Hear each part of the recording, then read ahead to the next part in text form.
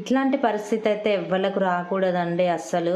రానే రావద్దు. కలలో కూడా ఇట్లాంటి పరిస్థితి అయితే అస్సలు ఊహించలేము. పిల్లలకు 2, 3 రోజులు జ్వరమొస్తేనే మనం సతమతమైతాము. ఎప్పుడు తగ్గుతుందో వాళ్ళకని. అలాంటిది మా మామయ్యకైతే పేరాలసిస్ వచ్చింది. 1 మంత్ అయితే అయింది. ఇక 1 మంత్ నుండి హాస్పిటల్ తీసుకెళ్ళలేదు. అయితే డాక్టర్ 1 మంత్‌కి మెడిసిన్ ఇచ్చి 1 మంత్ తర్వాతనే తీసుకురమ్మన్నాడు. అయితే ఈరోజు హాస్పిటల్ కరీంనగర్ తీసుకుపోయేది ఉంటే మా ఇంటి దగ్గర నుండి స్టార్ట్ అయ్యి అత్తమ్మ వాళ్ళ ఇంటికెళ్ళేసి ఇక వాళ్ళనైతే పికప్ చేసుకొని కరీంనగర్ అయితే బయలుదేరినాం అన్నట్టు. అసలు ఎలా ఎలా ఉన్న మనిషికి ఇలా అయింది ఏంది మా మామయ్య కానీ చాలా అంటే చాలా బాధగా ఉందండి. పాపం ఒక కాలు ఒక చేయి మించి అయితే వచ్చింది మా మామయ్యకు. ఇక మా అత్తమ్మ అయితే రోజు కూర్చోబెట్టడం లేవట్టడం ఇదే ఆ పని అవుతుంది ఆమెకైతే.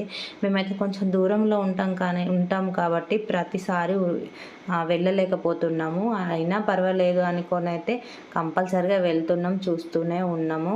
ఇక అలాగే మా మామయ్యకి అయితే పొద్దున సాయంత్రం అయితే ఫిజియోథెరపీ కూడా చేపిస్తున్నామండి. తొందరగా క్యూర్ అవుతుందని చెప్పింది డాక్టర్ అయితే.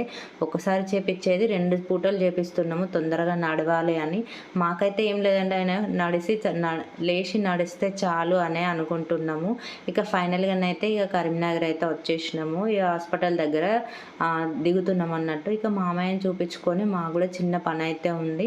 ఇక అది చూసుకొని ఇంటికి బయలుదేరుతాం ఫ్రెండ్స్. మరి పోతూ పోతూ మన వీడియోకి అయితే ఒక లైక్ ఇవ్వండి ఫ్రెండ్స్.